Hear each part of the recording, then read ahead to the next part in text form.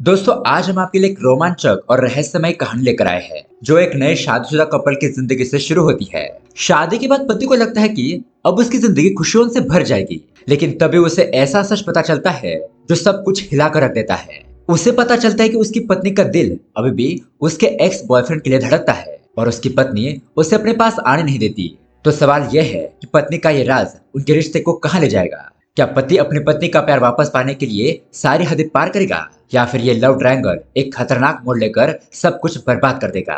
हर पल बढ़ता तनाव, रिश्तों में उठते शक के साए और प्यार को पाने की जुनूनी चाह, यही इस कहानी को बहुत ज्यादा थ्रिलिंग और सस्पेंसफुल बना देते हैं। तो दोस्तों इस मूवी का नाम है संदेहम, जिसे डायरेक्ट किया है सतीश परमदेव जी ने। IMDb पर मिले है इस फिल्म को 7.7 आउट ऑफ 10। और इस फिल्म को सिंपल समझने की गलती मत करना, इसका शॉकिंग क्लाइमैक्स देखकर आपके होश उड़ने वाले हैं, इसलिए वीडियो को अंत तक जरूर देखिएगा। तो दोस्तों फटाफट से कर दीजिए लाइक, और इसी के साथ हम चलते हैं कहानी की तरफ। कहानी की शुरुआत में हम देखते हैं कि एक बड़े से अपार्टमेंट के बाहर एक पुलिस ऑफिसर आकर अपनी गाड़ी रोकती है। इस लेडी पुलिस ऑफिसर का नाम होता है किरण। वो अपनी गाड़ी से बाहर निकलती है और सिक्योरिटी गार्ड से श्रुति के फ्लैट का नंबर पूछती है। अब श्रुति जो है वो हमारी कहानी की मेन कैरेक्टर है। तो ऑफिसर किरण श्रुति को गिरफ्तार करके अपने साथ ले जाती है। उसे एक केबिन में ले जाकर कहती है कि मुझे सारा सच जानना है। जिस पर श्रुति कहती है कि आप किस बारे में बात कर रहे हो, क्योंकि मुझे तो कुछ भी नहीं पता। लेडी पुलिस ऑफिसर किरण श्रुति से पूछती है तुम्हारा और आर्या का क्या रिश्ता है, क्योंकि किरण को लग रहा था कि श्रुति और उसके बॉयफ्रेंड आर्या ने मिलकर उसके पति को मार डाला है और अब ये दोनों मिलकर शादी करने की प्लानिंग कर रहे हैं। ये बात सुनते ही श्रुति रोने लगती है, कहती है कि मैडम मुझे इसके बारे में कुछ नहीं पता और प्लीज आप मुझे छोड़ दीजिए। अब दोस्तों ये कहानी इस मोड़ पर कैसे पहुंची, यही दिखाने के लिए सीन जाता है फ्लैशबैक में। यहाँ पर हम देखते हैं कि हर्षा नाम के एक लड़के की श्रुति से शादी हो जाती है। दरअसल हर्षा श्रुति से एक तरफा प्यार करता था और आखिरकार उसने अपने लव श्रुति से ही शादी कर ली। दोनों हर्षा के घर जाते हैं, जहाँ पर उसके माता पिता और उसकी एक बहन जिसका नाम होता है भावना, ये लोग एक साथ रहते हैं। उसके बाद हर्षा एक नया फ्लैट लेता है और ये लोग शहर में शिफ्ट हो जाते हैं। अब यहाँ कमरे में उनकी सुहागरात की पूरी व्यवस्था की गई थी। श्रुति बिस्तर पर बैठी होती है और हर्षा श्रुति के पास आकर उसे कहता है कि मैं तुमसे एक तरफा प्यार करता था, लेकिन तुम्हें बताने की कभी हिम्मत नहीं जुटा पाया, लेकिन फाइनली मेरी तुमसे शादी हो गई है, इसलिए मैं बहुत ज्यादा खुश हूँ। बड़े ही मुश्किल से मैंने अपने परिवार को इस शादी के लिए मनाया है और फिर वो ये शादी करने के लिए सफल हो गया। फिर वो श्रुति से पूछता है कि तुम इस शादी से खुश हो ना। अब ये बात सुनकर श्रुति हल्का सा मुस्कुरा देती है। फिर जब हर्षा उसके करीब जाने की कोशिश करता है तो श्रुति कहती है कि उसे थोड़ा टाइम चाहिए। ये बात सुनकर हर्षा उसे दोबारा पूछता है तुम इस शादी से खुश तो हो ना। श्रुति जवाब देती है कि यह जगह उसके लिए थोड़ी नई है और उसे थोड़ा अजीब भी लग रहा है, इसलिए उसे कंफर्टेबल होने में थोड़ा टाइम लगेगा। वो ये भी कहती है कि उसे आते ही स्वागत मनाना थोड़ा अजीब लग रहा है। तो हर्षा कहता है कि ठीक है, कोई जल्दबाजी नहीं है, जब तुम कंफर्टेबल हो जाओगी तो हम स्वागत मनाएंगे। लेकिन दोस्तों श्रुति के चेहरे के भाव को देखकर हमें साफ साफ पता चल रहा था कि वो किसी और से प्यार करती थी और शायद वो अभी तक उस रिश्ते को भुला नहीं पाई है। यही वजह है कि उसे इस रिश्ते को स्वीकार करने के लिए थोड़ी मुश्किल हो रही है और वो इसके लिए समय मांग रही है। अगली सुबह हर्षा श्रुति के बिस्तर पर कॉफी लाकर देता है। फिर वो दोनों बालकनी में बैठकर बातें करने लगते हैं। तभी अचानक श्रुति के फोन पर आर्या नाम के एक लड़के का मैसेज आता है और उसे हर्षा भी देख लेता है। अब वो श्रुति से कहता है कि मैं तुम्हें जानना चाहता हूँ, तुम्हारे साथ और समय बिताना चाहता हूँ, लेकिन मैं तब तक तुम्हें परेशान नहीं करूंगा जब तक तुम मेरे साथ कंफर्टेबल नहीं हो जाती। ऐसा कहकर हर्षा नाश्ता करता है और फिर अपने ऑफिस के लिए निकल जाता है। अब ऑफिस पहुंचने के बाद वो सूर्या नाम के एक डॉक्टर को फोन करता है जो कि उसका सबसे अच्छा दोस्त है।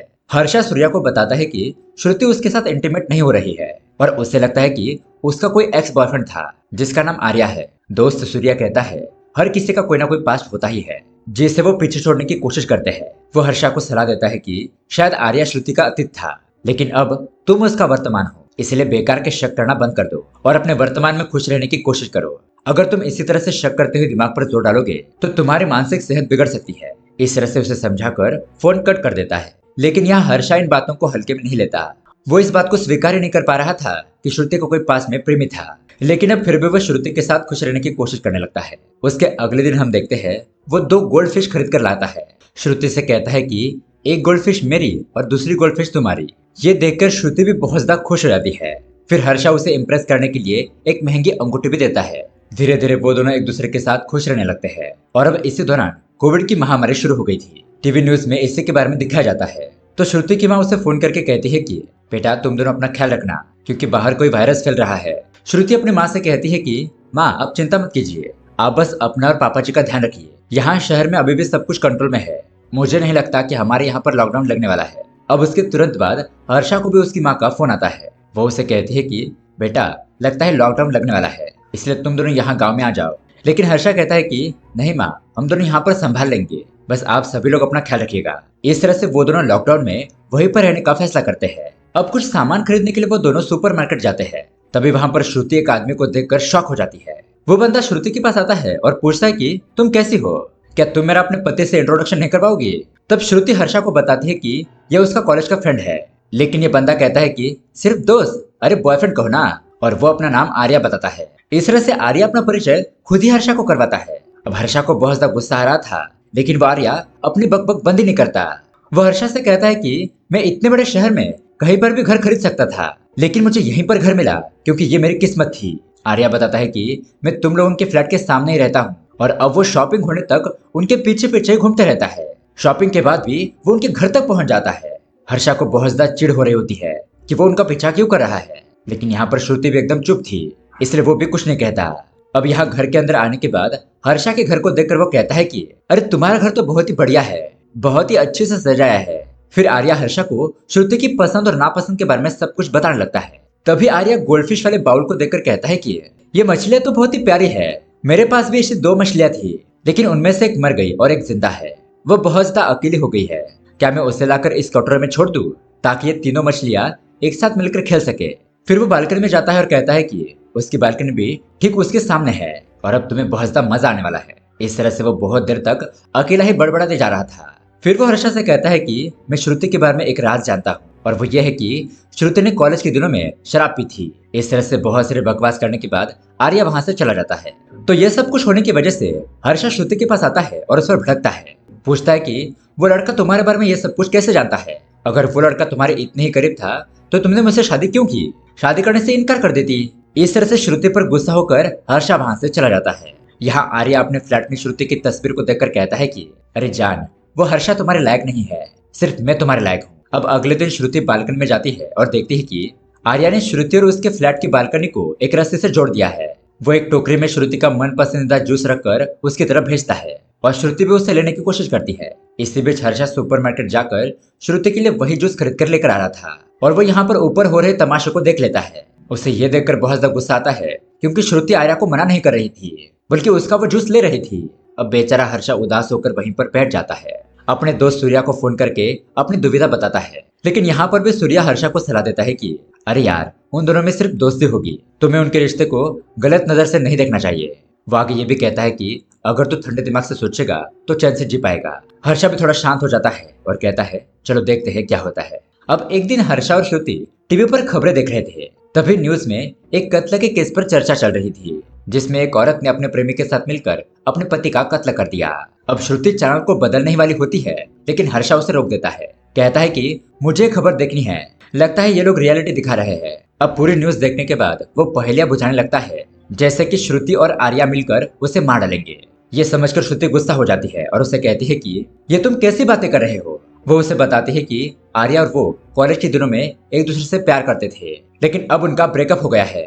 अब वो आर्या को उस नजर से कभी नहीं देखती। श्रुति कहती है कि मैंने अपनी मर्जी से अच्छे से सोच समझकर तुमसे शादी की है और अब मैं सिर्फ तुमसे ही प्यार करती हूँ, इसलिए हर्षा तुम मुझ पर शक करना बंद कर दो, तभी हम दोनों चैन से जी सकते हैं। तो फिर हर्षा भी कहता है कि ठीक है। अब रात को हर्षा और श्रुति सो रहे होते हैं, तभी कोई जोर जोर से गाना गाने लगता है। असल में सामने वाली बालकनी से आर्या लव सॉन्ग गा रहा था।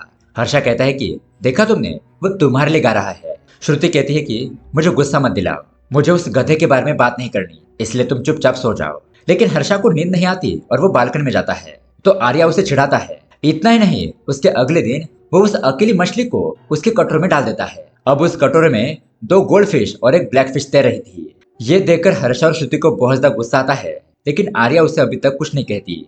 अब रात को आर्या फिर से उनके घर पर आता है। हर्षा और श्रुति जूस पी रहे होते हैं और श्रुति के मुंह से एक बूंद नीचे गिरने वाली थी। तब आर्या उसे अपने हाथ से पकड़ लेता है और कहता है कि ये जूस की बूंद मेरे लिए बहुत ही कीमती है, मेरे लिए किसी मोती से कम नहीं।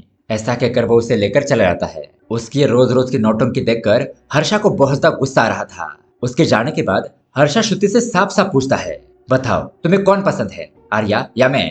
हर्षा कहता है कि तुम्हें मेरे साथ करीब आने में समय लग रहा है, लेकिन आर्या को तुमने जब चाहो तब घर के अंदर घुसने की परमिशन दे रखी है। जिस पर श्रुति कहती है कि ये तुम क्या कह रहे हो, तुम मेरे पति हो और वो सिर्फ मेरा दोस्त है, मेरे लिए तुमसे बढ़कर और कोई नहीं है।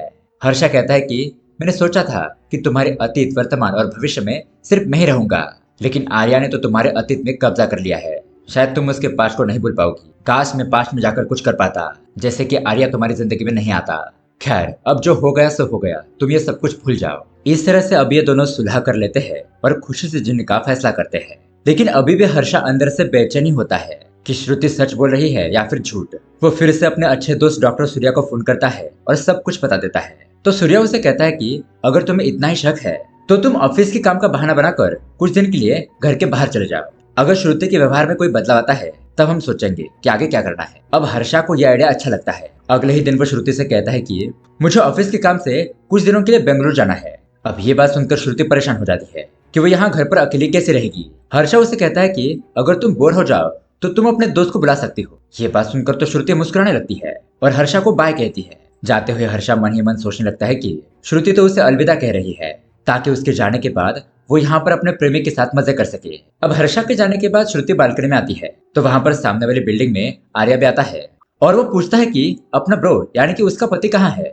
श्रुति कहती है कि वो काम से बेंगलुरु गया है। अब ये बात सुनकर तो आर्या का चेहरा खिल जाता है। वो उसे कहता है कि इस समय हम दोनों ही सिंगल है, चलो मजे करते हैं, पार्टी करते हैं। इतना कहने के बाद वो तुरंत श्रुति के घर पर आ जाता है। हालांकि श्रुति ने उसे मना किया था लेकिन वो उसका कहना नहीं मानता। यहाँ पर आकर श्रुति से कहता है कि शायद मेरी किस्मत खराब थी जो मेरी शादी तुमसे नहीं हुई। श्रुति कहती है कि अब बीती बातें बोलने का कोई फायदा नहीं है, लेकिन आर्या कहाँ मानने वाला था। वो उसे कहता है कि चलो हम डांस करते हैं। इस तरह से वो श्रुति को भी उठाकर अपने साथ नाचने के लिए मजबूर करता है। तो श्रुति अपना हाथ छुड़ाकर कहती है कि तुम्हारा जो भी इरादा है मैं उसे पूरा नहीं होने दूंगी। हम जब कॉलेज में थे तब की बात अलग थी। तब हम दोनों ही समझदार नहीं थे, नहीं ठीक से एक दूसरे को जानते थे, और फिलहाल हम जहाँ पर खड़े हैं यहाँ से पुरानी बातों को भूलकर जिंदगी में आगे बढ़ना ही सही होगा।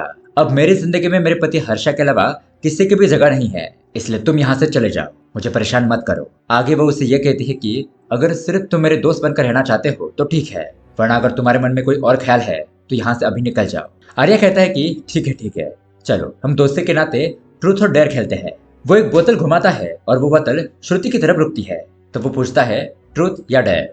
श्रुति कहती है ट्रूथ। इस पर आर्या उससे पूछता है कि तुम मुझे ज्यादा पसंद करती हो या फिर अपने पति को। अब इस सवाल से श्रुति चिढ़ जाती है और उसे कहती है कि तुम ये बेवकूफी पे मेरी बातें करना बंद कर दो। लेकिन आर्या उसे नहीं छोड़ता। वो उसे कहता है कि श्रुति बस इस सवाल का जवाब दे दो, उसके बाद मैं तुम्हें कभी भी तंग नहीं करूंगा।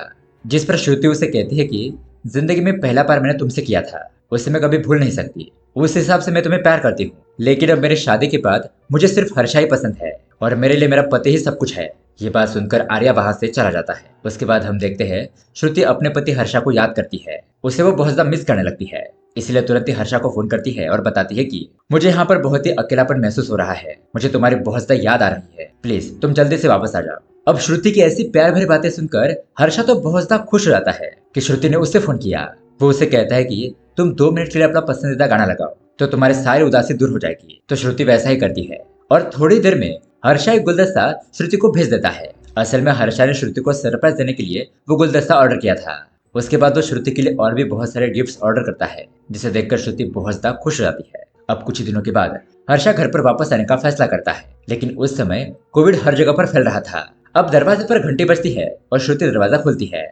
यहाँ पर अब हर्षा को बहुत ज्यादा उम्मीद थी कि श्रुति उससे फोन पर जिस तरह से प्यार से बात कर रही थी उसके हिसाब से श्रुति उसे देखते ही गले लगा लेगी। लेकिन यहाँ पर श्रुति उसे कहती है कि तुम पहले नहा धोकर फ्रेश हो जाओ। तो ये बात सुनकर हर्षा का चेहरा उतर जाता है। अब उसके बाद वो फ्रेश होकर कुछ वीडियो फुटेज देखने लगता है। तो यहाँ पर हमें ये बात पता चलती है कि हर्षा ने जाने से पहले यहाँ पर हॉल में एक कैमरा छुपा दिया था। उसमें जो वीडियो रिकॉर्ड हो गई थी उसे वो देखने लगता है, जिसमें श्रुति और आर्या की बातें रिकॉर्ड हो गई थी। लेकिन अब श्रुति ने अपने पति हर्षा के लिए जो भी कहा था उसे सुनने के बाद हर्षा को यकीन हो जाता है कि श्रुति उसे धोखा नहीं दे रही है। लेकिन फिर भी उसे इस बात का गुस्सा होता है कि वो श्रुति के वर्तमान और भविष्य में तो है, लेकिन उसके अतीत में नहीं। उसके अतीत में तो आर्या था। ये बात उसे अंदर ही अंदर खाई जा रही थी। अब उसके बाद उसे बहुत ज्यादा खांसी आती है। उसे लगता है कि उसे बुखार हो गया है, यानी कि अब कोविड के लक्षण दिखने लगते हैं। वो सूर्या को फोन करता है और उसे बता देता है। तो सूर्या उसे कहता है कि तुम 14 दिन के लिए घर में क्वारंटाइन रहो और श्रुति से कोई संपर्क मत करना। तब हर्षा भी खुद को एक कमरे में बंद कर लेता है। श्रुति उसे जरूरत की सारी चीजें लाकर देती है। अब कुछ दिन बीतते हैं लेकिन हर्षा की खांसी में कोई भी कमी नहीं आती, बल्कि उसकी तबीयत तो और भी ज्यादा खराब होने लगती है। श्रुति इसी बारे में अपने और हर्षा के परिवार को बताती है, लेकिन लॉकडाउन होने की वजह से वहाँ पर कोई भी नहीं आ सकता था। अब श्रुति मजबूर होकर डॉक्टर सूर्या को फोन करके सब कुछ बता देती है। सूर्या कहता है कि मैं अपने कुछ लोगों को भेजकर जांच करवाता हूँ। कुछ ही देर में लोग आकर हर्षा का टेस्ट करते हैं और बताते हैं कि वो कोविड पॉजिटिव है। फिर उसे तुरंत ही हॉस्पिटल ले जाया जाता है। अब हालात ऐसे ही थे कि श्रुति भी हर्षा से मिल नहीं सकती थी। सूर्या हर्षा की तबीयत के बारे में श्रुति को बताते रहता है और फिर श्रुति भी इसके बारे में अपने और हर्षा के परिवार को बताती रहती है। अब एक बार बालकनी में श्रुति को देखकर आर्या उसे कहता है कि तुम चिंता मत करो, ब्रो को कुछ नहीं होगा, और अगर तुम्हें कोई मदद की जरूरत है तो मुझे बता देना। उसके बाद श्रुति मास्क पहनकर हॉस्पिटल जाती है, जहाँ पर हर्षा बहुत ही नाजुक हालत में होता है और उसे आईसीयू में रखा गया था। तब यहाँ पर डॉक्टर सूर्या श्रुति को हिम्मत देता है, कहता है कि मैं हर्षा को बचाने की पूरी कोशिश करूंगा। लेकिन अब दोस्तों एक रात सूर्या श्रुति को फोन करके बताता है कि श्रुति खुद को संभालो, हर्षा अब हमारे बीच में नहीं रहा। अपने पति की मरने की बात सुनकर श्रुति तो पूरी तरीके से टूट जाती है। अब हर्षा की मौत कोविड की वजह से हुई थी और वो गंभीर हालत में था, इसलिए हॉस्पिटल वाले श्रुति को उसकी बॉडी नहीं देते। वो अपने तरीके से उस बॉडी का अंतिम संस्कार कर देते हैं और कहते हैं कि तुम्हें जो भी रस्में करनी है वो तुम घर पर जाकर कर सकती हो। अब श्रुति यही बात अपने परिवार वालों को बताती है, लेकिन सख्त लॉकडाउन होने की वजह से उसे हिम्मत देने के लिए कोई भी नहीं आता। यूं कहे कि लॉकडाउन की वजह से कोई आ ही नहीं सकता था। तो हर्षा के माता पिता उसे वीडियो कॉल करते हैं और कहते हैं कि बेटा तुम हिम्मत रखो, 2 हफ्ते के बाद हम वहाँ पर किसी भी तरह से आ जाएंगे, क्योंकि 2 हफ्तों के बाद लॉकडाउन धीरे धीरे खुलने लगेगा। अब ऐसे एक रात को हम देखते हैं कि हर्षा की बहन भावना को हर्षा के फोन से मिस कॉल आता है। अब हर्षा का मिस कॉल देखकर वो तो शॉक रह जाती है कि भैया के फोन से किसने फोन किया होगा। वो तुरंत ही उस नंबर पर फिर से फोन करती है, लेकिन कोई कॉल नहीं उठा था। फिर वो श्रुति को फोन करके पूछती है, तो श्रुति कहती है कि हर्षा की मौत के बाद उसका फोन और बाकी की चीजें हॉस्पिटल वालों ने अपने पास रखी थी और उससे भी अभी तक हर्षा का मोबाइल नहीं मिला है। तो उसके बाद भावना हॉस्पिटल में फोन करके पूछती है कि 2 हफ्ते पहले कोविड में मरे हुए उसके भाई का मोबाइल उन्होंने वापस क्यों नहीं किया। तो फिर हॉस्पिटल वाले उसके भाई हर्षा की डिटेल्स मांगते हैं। और दोस्तों यहाँ पर आता है एक बहुत ही जबरदस्त ट्विस्ट। हॉस्पिटल वाले अपने रिकॉर्ड को चेक करते हैं और उसे बताते हैं कि हर्षा नाम का कोई भी मरीज ना तो वहाँ पर भर्ती हुआ था, ना ही इस तरह का कोई मरीज वहाँ पर मरा था। ये बात सुनकर भावना तो हैरान हो जाती है और वह सोचती है कि किसी ने भी मरे हुए हर्षा की लाश को नहीं देखा था, न ही उसके माता पिता ने, न ही भावना ने, न ही श्रुति ने। हर्षा को कोविड हुआ, उसे हॉस्पिटल में भर्ती कराया गया, उसकी मौत हो गई और हॉस्पिटल वालों ने ही उसकी बॉडी को जला दिया। लेकिन ये सारी जानकारी सिर्फ श्रुति को ही मिली थी और यहाँ हॉस्पिटल वाले बता रहे हैं कि हर्षा नाम को कोई भी रिकॉर्ड नहीं है। तो अब ये सब कुछ जानने के बाद भावना को श्रुति के ऊपर शक हो जाता है और अपना शक दूर करने के लिए वो खुद ही जांच पड़ताल करना शुरू कर देती है। वो अपने बॉयफ्रेंड को फोन करती है, क्योंकि उसका बॉयफ्रेंड एक हैकर होता है। भावना उसे कहती है कि तुम मेरे भाई के फोन का लोकेशन पता करो, तो वो भी फोन को ट्रैक करने में लग जाता है। अब यहाँ इसी बीच अपार्टमेंट में श्रुति के बारे में लोग गलत गलत बातें बोलने लगते हैं कि उसका आर्या के साथ चक्कर चल रहा है। ये भी कहते हैं कि उन दोनों ने मिलकर हर्षा को मार डाला। तो अब इन सब बातों को सुनकर श्रुति कमरे में बैठकर रोने लगती है। यहाँ इधर भावना का बॉयफ्रेंड उसे हर्षा के फोन का लोकेशन भेजता है, जो कि श्रुति के ही अपार्टमेंट का होता है। भावना अपार्टमेंट के सिक्योरिटी गार्ड को फोन करती है और उस लोकेशन पर जाकर जांच करने के लिए कहती है। वो जाकर देखता है तो पता चलता है कि हर्षा का फोन उसकी कार में है। सिक्योरिटी गार्ड वो फोन लेकर भावना को सौंप देता है। अब इस घटना से श्रुति पर भावना का शक और भी ज्यादा गहरा हो गया था और वो इस बारे में अपने माता पिता को भी बताती है। लेकिन वो उससे कहते हैं कि तुम्हारा भाई अब इस दुनिया को छोड़कर जा चुका है और तुम्हें इस मामले में आगे नहीं बढ़ना चाहिए। वो ये भी कहते हैं कि श्रुति पहले से बहुत ज्यादा परेशान है, उसके ऊपर शक करने का ये सही टाइम नहीं है। ऐसा कहकर वो लोग फोन कट कर देते हैं। लेकिन भावना इस बात को हल्के में नहीं लेती, क्योंकि उसे पूरा यकीन था कि यहाँ पर कुछ न कुछ गड़बड़ है। वो तुरंत ही पुलिस को फोन कर देती है और श्रुति के बारे में शिकायत करती है। इसलिए दोस्तों लेडी ऑफिसर किरण श्रुति को गिरफ्तार करके ले गई थी। तब इतनी कहानी देखने के बाद हम यहाँ पर प्रेजेंट में आते हैं, जो कि हमें फिल्म की शुरुआत में दिखाया गया था। अब यहाँ पर किरण की हर सवाल का श्रुति एक ही जवाब देती है कि उसे कुछ नहीं पता। असल में अपार्टमेंट के लोगों के ताने और आर्या के बारे में फैली हुई गलत अफवाह, उसकी वजह से श्रुति बहुत ही स्ट्रेस में आ गई थी। वो कहती है कि हर्षा की मौत के बारे में उसे कुछ नहीं पता और वो रो पड़ती है। फिर किरण उससे पूछती है कि तुम्हारे और हर्षा के बीच में क्या समस्या थी। श्रुति कहती है कि कोई समस्या नहीं थी, हम दोनों बहुत ही खुश थे। किरण पूछती है कि अगर तुम दोनों खुश थे तो तुम दोनों के बीच में शारीरिक संबंध क्यों नहीं बने। श्रुति कहती है कि हम शारीरिक रूप से करीब थे, लेकिन भावनात्मक रूप से करीब आने के लिए मुझे थोड़ा समय चाहिए था। किरण कहती है कि अच्छा, तो तुम शारीरिक रूप से अपने पति के साथ थी और भावनात्मक रूप से आर्या के साथ।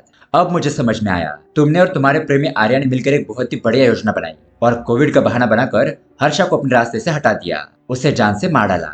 श्रुति कहती है कि नहीं मैडम, ऐसा कुछ भी नहीं है। जब हर्षा कोविड पॉजिटिव पाया गया था तो मैंने खुद उसे हॉस्पिटल में भर्ती करवाया था। किरण पूछती है कि अगर ऐसा है तो उस हॉस्पिटल की सारी कार्यवाही किसने संभाली। श्रुति बताती है कि हर्षा के करीबी दोस्त ने, उनका नाम है डॉक्टर सूर्या, उन्होंने ही हर्षा को हॉस्पिटल में भर्ती करवाया था। इस पर किरण पूछती है कि सूर्या हर्षा का करीबी दोस्त था या फिर तुम्हारा। इस तरह से वो श्रुति और सूर्या के बीच की कड़ी को जोड़ने की कोशिश करने लगती है, लेकिन श्रुति कहती है कि नहीं मैडम, ये सब कुछ झूठ है, मैं निर्दोष हूँ, मुझे कुछ नहीं पता। लेकिन अब लगता है कि किरण बिल्कुल भी सही दिशा में जांच कर रही थी। वो अपनी टीम को बताती है कि हर्षा को जब कोविड हुआ तो उसे डॉक्टर सूर्या ने हॉस्पिटल में भर्ती करवाया। हर्षा की लाश को सिर्फ सूर्या ने और श्रुति ने ही देखा था, क्योंकि उस समय कोविड होने की वजह से उनके परिवार के कोई भी लोग वहां पर नहीं आए थे और सूर्या ने ही हर्षा की बॉडी को जला दिया था, इसलिए उसके बॉडी का विश्लेषण नहीं किया जा सका। लेकिन उस हॉस्पिटल में हर्षा का नाम भी मरीज के तौर पर रिकॉर्ड नहीं है। वो ये भी कहती है कि हर्षा की मौत के समय आर्या, जो कि कई दिनों से श्रुति को परेशान कर रहा था, वो भी अपार्टमेंट छोड़कर कहीं चला गया है, उसका भी कोई पता नहीं है। उसके 2 हफ्ते बाद हर्षा की बहन भावना को हर्षा के फोन से मिस कॉल आया, तो उसने अपनी तरफ से जांच की और आखिर पुलिस को बुलाया और यहाँ से किरण की जांच शुरू हुई थी। इस केस में मुख्य संदिग्ध थे श्रुति, दूसरा डॉक्टर सूर्या और तीसरा था आर्या। अब उसके बाद किरण सूर्या को बुलाती है तो सूर्या जो कुछ भी जानता था वो उसे बताने लगता है। फिर किरण हर्षा के फोन के बारे में पूछती है तो वो कहता है कि हर्षा की सारी चीजें हॉस्पिटल में ही थी और उसके बारे में मुझे कुछ भी नहीं पता। फिर किरण उसे कहती है ठीक है, अगर मुझे जरूरत पड़ी तो तुम्हें यहाँ पर फिर से आना होगा। तो वो हाँ में जवाब देकर वहां से चला जाता है। अब किरण श्रुति के अपार्टमेंट में जाकर वहां के लोगों से पूछताछ करती है, लेकिन तभी वहां पर आर्या आ जाता है। उसे देखकर किरण उसे पूछती है कि तुम इतने दिन कहाँ चले गए थे। आर्या कहता है कि मैं बिजनेस के सिलसिले में एक दोस्त से मिलने के लिए दूसरे शहर गया था और कुछ बात नहीं है। लेकिन किरण उसे पकड़कर पूछताछ करने के लिए ले जाती है। आर्या बस यही रट लगाए रहता है कि वो श्रुति से प्यार करता था, लेकिन श्रुति के माता पिता ने उसकी शादी हर्षा से कर दी और मुझे ठुकरा दिया। लेकिन मैं आज भी श्रुति से बहुत ज्यादा प्यार करता हूँ और हमेशा करता रहूंगा, इसके अलावा मेरी कोई और गलती नहीं है। तो किरण कहती है कि अच्छा, तो तुम हमेशा श्रुति से प्यार करते हो, इसका मतलब हर्षा तुम्हारे रास्ते का कांटा बन गया था, तो श्रुति और तुमने मिलकर उसे हटा दिया। आर्या कहता है कि नहीं मैडम, हर्षा का कत्ल किसने किया मुझे नहीं पता, या फिर उसकी कोविड की वजह से मौत हुई है, मुझे कुछ भी पता नहीं है। फिर किरण उससे पूछती है कि अगर तुम्हारे मन में कोई चोर नहीं था तो तुमने श्रुति के सामने ही फ्लैट क्यों लिया। अब इस पर आर्या कोई भी जवाब नहीं देता। किरण उसे कहती है तुम ऐसे मुंह नहीं खोलोगे, लगता है तुम्हें 3rd डिग्री देनी पड़ेगी तभी तुम अपनी जुबान खोलोगे। फिर वो कहती है कि फिलहाल तुम जा सकते हो, लेकिन हमारे जल्द ही मुलाकात हो। ऐसी चेतावनी देकर किरण आर्या को छोड़ देती है। अब इस उलझे हुए केस में किरण को अचानक एक बात क्लिक होती है और वह श्रुति से पूछती है कि डॉक्टर सूर्या ने तुम्हें बताया था कि हर्षा मर चुका है, तो जब तुम हॉस्पिटल गई थी तो कि तुमने अपनी आंखों से हर्षा की डेड बॉडी को देखा था। श्रुति कहती है कि हर्षा को तो पूरी तरीके से प्लास्टिक के रैप में पैक किया गया था, इसलिए मैं उसका चेहरा नहीं देख पाई। इसलिए अब लेडी पुलिस ऑफिसर किरण सूर्या को पकड़कर उससे गन पॉइंट पर ले लेती है। कहती है कि मुझे पता है तुम जरूर कोई बड़ी बात छुपा रहे हो, अगर तुमने मुझे सच नहीं बताया तो मैं तुम्हारा बुरा हाल कर दूंगी। तो अब यहाँ पर घबराते हुए सूर्या गिड़गिड़ाने लगता है, प्लीज मैडम मुझे छोड़ दीजिए, ऐसा मत कीजिए, मैं आपको सच बताता हूँ। और वो एक बहुत ही शॉकिंग बात बताता है। सूर्या बताता है कि हर्षा अभी मरा नहीं है, वो जिंदा है। जी हाँ दोस्तों, तो इस बात से ऑफिसर किरण को बहुत बड़ा झटका लगता है, क्योंकि ये एक बहुत ही नया ट्विस्ट था। सूर्या बताता है कि हर्षा अपनी मौत का नाटक करना चाहता था और उसने मुझसे मदद मांगी। जब कोविड का प्रकोप था तब हर्षा ने कोविड होने का नाटक किया और फिर सूर्या ने अपने आदमियों को हर्षा के घर पर भेजकर जांच करवाई और श्रुति से झूठ बोला कि हर्षा कोविड पॉजिटिव है, उसे हॉस्पिटल ले जाना होगा। सूर्या बताता है कि ये सारी चीजें हर्षा ने प्लान की थी, लेकिन उसके बाद न जाने हर्षा कहाँ गायब हो गया, मुझे भी उसके बारे में कुछ नहीं पता। अब दोस्तों ये तो बात सच थी कि हर्षा भी मरा नहीं था, वह अभी भी जिंदा था। अब यहाँ इसी बीच हर्षा के माता पिता श्रुति को देखने के लिए घर पर आते हैं, लेकिन श्रुति दरवाजा नहीं खोलती। वो बहुत ज्यादा रो रही होती है क्योंकि हर कोई श्रुति के दिल को ठेस पहुंचाने वाली बातें कर रहा था, जिसकी वजह से वो पूरी तरीके से टूट चुकी थी। अब इसी बीच यहाँ पर किरण हर्षा के डेबिट कार्ड वगैरह को ट्रैक करने लगती है, क्योंकि अगर हर्षा जिंदा है तो उसे खर्चे के लिए पैसों की जरूरत होगी, तो उसके जरिए वो हर्षा का लोकेशन पता कर सकता है। तो उसी तरह से एक जगह का सीसीटीवी फुटेज चेक करने पर उसे पता चलता है कि हर्षा नीले रंग की हुडी पहनकर घूम रहा है। और अब फाइनली किरण हर्षा को पकड़ ही लेती है। और दोस्तों यहाँ पर कहानी में आता है एक और बहुत बड़ा ट्विस्ट। असल में वो हर्षा नहीं बल्कि आर्या होता है। अब किरण बहुत ज्यादा गुस्सा हो जाती है और तुरंत ही उसे गिरफ्तार कर लेती है। पूछताछ करने पर भी वो कोई खास जानकारी नहीं देता, तो किरण उसे इतना मारती है कि पूरी तरीके से घायल कर देती है। तो उसके बाद वो बहुत ही शॉकिंग बात बताने लगता है। वो कहता है कि मैं आर्या नहीं बल्कि हर्षा ही हूँ, यानी कि श्रुति का पति। जी हाँ दोस्तों, थोड़ा ध्यान से सुनिएगा। किरण कहती है कि श्रुति का पति होकर तुमने सिर्फ श्रुति को नहीं बल्कि मीडिया वालों को, जज को, पुलिस को, सब लोगों को धोखा दिया है। और अगर तुम हर्षा हो तो तुम्हें आर्या जैसा चेहरा बढ़ाने की क्या जरूरत थी। तब हर्षा बताता है कि कॉलेज में श्रुति आर्या से बहुत ज्यादा प्यार करती थी, लेकिन उसके माता पिता नहीं माने, तो उन दोनों का ब्रेकअप हो गया। और उसी दौरान मैं श्रुति से बहुत ज्यादा प्यार करता था, तो आखिरकार श्रुति की मेरे साथ शादी हो गई। लेकिन फिर मुझे पता चला कि श्रुति पास्ट में आर्या से प्यार करती थी। अब दरअसल दोस्तों हर्षा मानता था कि श्रुति की जिंदगी में उसका अतीत, वर्तमान और भविष्य, इसमें उसके अलावा कोई भी नहीं होना चाहिए। लेकिन श्रुति का अतीत तो आर्या से जुड़ा हुआ था। ये बात हर्षा को बिल्कुल भी पसंद नहीं थी। वो इस बात को स्वीकार करने के लिए तैयार ही नहीं था। इसलिए उसने खुद आर्या बनने का फैसला किया। उसने प्लास्टिक सर्जरी करके आर्या जैसा रूप रंग अपना लिया और उसे लगा कि अब श्रुति उसके और करीब आ जाएगी। तो अब यहाँ पर हर्षा की कहानी सुनकर किरण तो हंस पड़ती है। उसे कहती है कि क्या तुम पागल हो, और ये सब कुछ करके तुम्हें क्या मिला। हर्षा कहता है कि मैडम, मैं और सिर्फ आप जानते हैं कि मैं आर्या नहीं बल्कि हर्षा हूँ। लेकिन ये चेहरा देखकर श्रुति तो उसे आर्या ही समझेगी और उसे बस यही एक्सपीरियंस करना है। मुझे श्रुति के अतीत में भी उसके साथ रहना है। उसने जो आर्या के साथ अतीत में यादें बनाई थी, इसे मुझे वैसा ही करना है। अब ये जॉब थोड़ा अजीब था, लेकिन शायद हर्षा की यही इच्छा थी। अब किरण ऐसा केस देखकर अपना माथा पीट लेती है। फिर किरण उसे कहती है कि अब तुम इस भ्रम में मत रहना कि सब कुछ ठीक हो जाएगा। इन सबसे कुछ फर्क नहीं पड़ता, क्योंकि कोर्ट में, समाज में तुम्हारी मौत हो चुकी है। तुम जिंदा हो ये साबित करने के लिए कोर्ट में तुम्हारे जिंदा होने के प्रूफ लगेंगे। वो सारे सबूत तुम मुझे सबमिट करो कि तुमने कहाँ से सर्जरी की है। उस हॉस्पिटल में जाकर हम पूछताछ करेंगे और फिर हम मान लेंगे कि हर्षा जिंदा है।